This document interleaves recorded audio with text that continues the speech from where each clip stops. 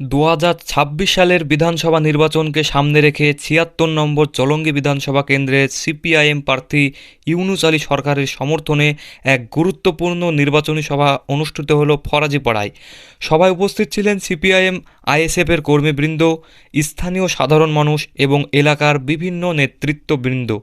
সভায় বক্তারা আগামী নির্বাচনের গণতন্ত্র, উন্নয়ন ও মানুষের অধিকার রক্ষার স্বার্থে ঐক্যবদ্ধভাবে কাজ করার আহ্বান জানান। প্রার্থী ইউনুস আলী সরকার জনগণের পাশে থাকার অঙ্গীকার ব্যক্ত করে বলেন, মানুষের স্বার্থে, এলাকার উন্নয়নে এবং গণতান্ত্রিক অধিকার প্রতিষ্ঠায় আমরা লড়াই চালিয়ে যাব। স্থানীয় মানুষের উল্লেখযোগ্য উপস্থিতিতে সভাটি প্রাণবন্ত হয়ে ওঠে এবং আগামী নির্বাচনে সংগঠনের শক্তি আরও সুসংগত করার বার্তা দেয়। গ্রাম বার্তা প্লাস, সবার খবর সবার কাছে। আমি এই গ্রাম পঞ্চায়েতের চলঙ্গি গ্রাম পঞ্চায়েতের প্রধান ছিলাম।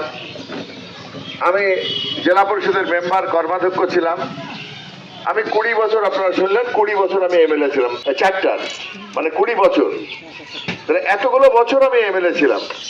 এই যারা আজকে ওই সব নির্বাচনের কাজ কাম পরিচালনা করছে তাদের তখন বুদ্ধি হয়নি, কারো হয়তো জন্মও হয়নি, সামারক হয়নি কেউ। তারা আমার ঘাড়ে সিল মারছে যে আমি এই দেশের নাগরিক কিনা। ভাবতে হবে, এই কথাটা আমি বলছি এই জন্যেই যে নির্বাচন যখন করতে যাচ্ছি তখন এই রকমের 30 লক্ষ 11 লক্ষ আমাদের মুর্শিদাবাদে, আর সারা রাজ্যে প্রায় 30 লক্ষের নাম ঝুলে আছে, কোনো দিশা হয়নি।